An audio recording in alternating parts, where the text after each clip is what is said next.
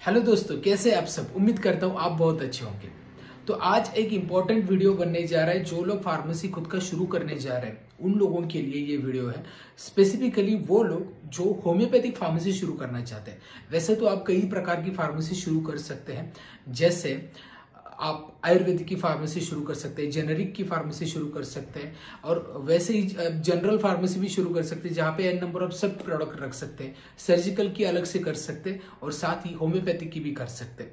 लेकिन होम्योपैथिक का अगर आपको फार्मेसी शुरू करना है तो सबसे पहला सवाल आपके दिमाग में होगा कि सच में ये आप कर सकते हैं कि और ग्रो भी हो सकता है। क्योंकि बहुत प्रॉब्लम ये है आपके मतलब सब लोगों के दिमाग में ये रहेगा कि एक तो होम्योपैथिक का अवेयरनेस काफी कम है, और ऐसे समय में अगर आप होम्योपैथिक फार्मेसी शुरू करते हैं तो वो अवेयरनेस बढ़ाना पड़ेगा, फिर नंबर ऑफ कस्टमर बढ़ाने पड़ेंगे। तो ये किस तरीके से कर सकते हैं इसके बारे में आज डिटेल में जानेंगे। तो चलिए इस वीडियो को स्टार्ट करते हैं।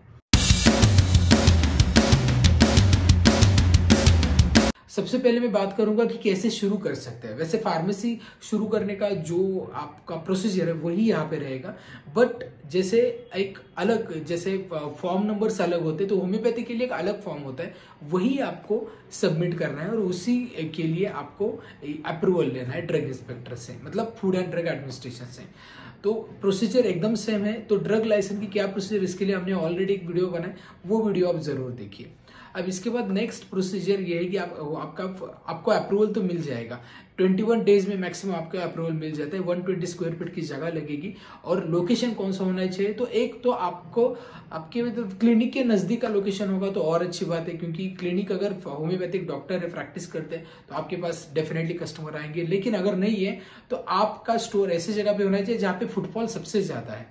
तो आपके एरिया में जो अच्छा फुटफॉल है वो जगह ढूंढ लीजिए, अदरवाइज किसी भी होम्योपैथिक क्लिनिक के नजदीक ढूंढ लीजिए। ठीक है, तो ये आपको लोकेशन के बारे में बताया, फिर डॉक्यूमेंटेशन भी बताया मैंने। अब इसके बाद हम बात करेंगे कि किस तरीके से आप अपने बिजनेस को ग्रो कर सकते हैं। पहले बात यह है कि आपको अपने कस्टमर के बारे में जानना होगा। जब आप शुरू करते हो होम्योपैथिक फार्मेसी तो होम्योपैथिक कस्टमर ही आएंगे, तो डेफिनेटली आपके पास होम्योपैथिक का नॉलेज होना बहुत जरूरी है। होम्योपैथिक रेमेडीज क्या है, इसके फायदे क्या है, नुकसान क्या है, अगर होते हैं तो कौन से एज ग्रुप को कौन सी किस तरीके से ये रेमेडीज इफेक्टिव होती है, ये सारी चीजें आपको मालूम होनी जरूरी है। इसके लिए आप डॉक्टर से कंसल्टेशन भी लीजिए, काउंसलिंग लीजिए, पूरी इंफॉर्मेशन लीजिए, क्योंकि इससे आपका नॉलेज बढ़ेगा। और आपका नॉलेज जैसे बढ़ता है आप लोगों को शेयर कीजिए, और वो बहुत जरूरी है क्योंकि अवेयरनेस ये सबसे बड़ा फैक्टर है जो इस बिजनेस को लिमिट कर देता है। एलोपैथिक का तो कुछ बोलने की जरूरत नहीं है, आपको हर जगह पे इंफॉर्मेशन मिल जाएगी, बट होम्योपैथिक के थोड़ा इंफॉर्मेशन आपको खुद को देना पड़ता है अपने कस्टमर्स को।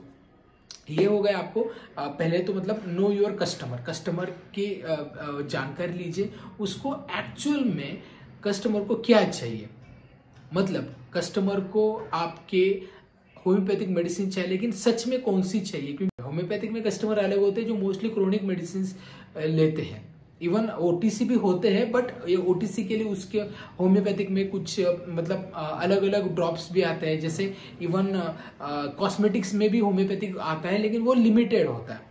बेसिकली होम्योपैथिक का जो बेस है वो क्रोनिक सेगमेंट में जाता है, तो क्रोनिक सेगमेंट में कस्टमर को थोड़ा सा कन्वर्ट करना होता है, इसकी जानकारी आपको देनी होती है। तो सबसे पहले आपको डॉक्टर से कनेक्ट करके लेना है, इसकी जानकारी लेनी है और उसके मुताबिक आपको कस्टमर को बताना है। जैसे कि एग्जांपल दिया जाए, किसी को एसिडिटी हो रही है तो एसिडिटी के लिए होम्योपैथिक में एसबीएल कंपनी का निक्सोसिड सिरप आता है, वो काफी इफेक्टिव है, ये आप दे सकते हैं।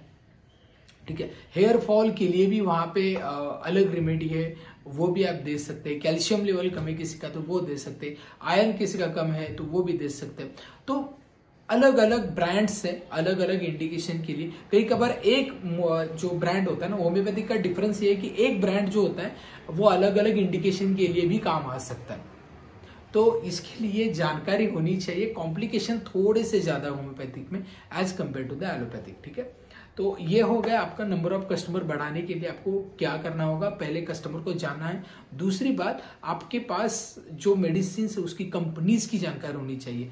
जैसे कि होम्योपैथिक में सबसे ज्यादा कंपनी कौन सी चलती है, वैसे तो आपको एरिया पे डिपेंड है, नंबर ऑफ डिस्ट्रीब्यूटर कौन से वो आपको कनेक्ट करना है, और जो ऐसे डिस्ट्रीब्यूटर के पास से मेडिसिन लीजिए जहाँ पे अवेलेबिलिटी अच्छी होती है, या फिर कई कबार ऑर्डर करने के बाद भी वो समय पे आपको देता है, क्योंकि बहुत होम्योपैथिक डिस्ट्रीब्यूटर शुरू तो करते हैं लेकिन सर्विसेज अच्छी नहीं होती, तो सर्विस अच्छी होनी चाहिए।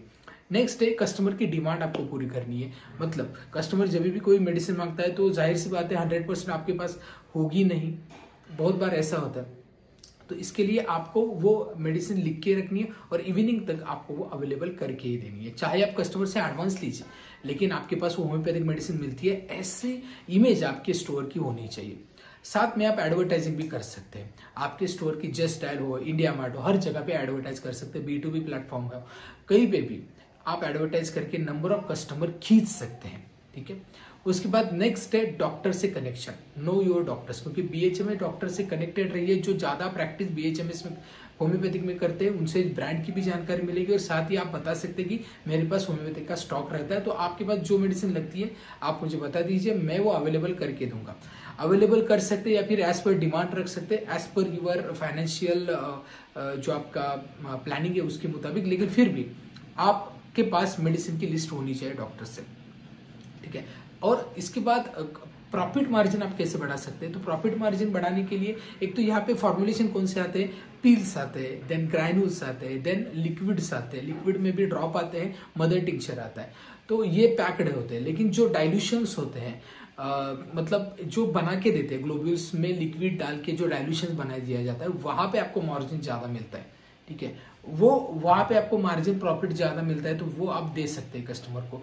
तो कस्टमर की नीड को समझ के उसके मुताबिक आप परचेस भी हाई कर सकते हैं, और जिससे आपको नंबर ऑफ मतलब जो मार्जिन है वो और अच्छा मिलेगा आपको, क्योंकि होम्योपैथिक में मार्जिन काफी अच्छा है। बहुत कम लोगों को मालूम है, लेकिन आपको अच्छा मार्जिन मिल जाएगा अगर आप ज्यादा फोकस करेंगे। ये सारी चीजें आप फॉलो कीजिए, डेफिनेटली आपका जो कस्टमर बेस है वो बढ़ जाएगा और आपका काउंटर भी मतलब डेली सेल भी काफी अच्छा हो जाएगा। अगर आपको इन डेप्थ जानना है होम्योपैथिक फार्मेसी के बारे में, तो इस सैटरडे में 26 नवंबर में शाम को 4 से 5 बजे हमारा वेबिनार है, जहां पे आप अपने आप को खुद रजिस्टर कर सकते हैं। डिस्क्रिप्शन में मैं इसके डिटेल दे दूंगा, वहां से आप रजिस्टर कीजिए, पूरी नॉलेज मिल जाएगी। सिंपैथी इंस्टीट्यूट्स के फाउंडर यहाँ पे आपको गाइड करेंगे, जहाँ पे वेरियस कोर्सेज जो आप डिस्पेंसिंग कैसे कर सकते हैं वो भी बताएंगे, फिर बिजनेस कैसे ग्रो कर सकते हैं ये भी बताएंगे। तो ये इसकी फीस 100 रुपीज है वैसे एंट्री फी, तो वो आप पे करके इसमें एनरोल कर सकते हैं। ठीक है, तो इस वीडियो को कैसा लगा ये मुझे बताएं। वीडियो अच्छा लगता है, वीडियो का कंटेंट अच्छा लगता है तो वीडियो को लाइक करें।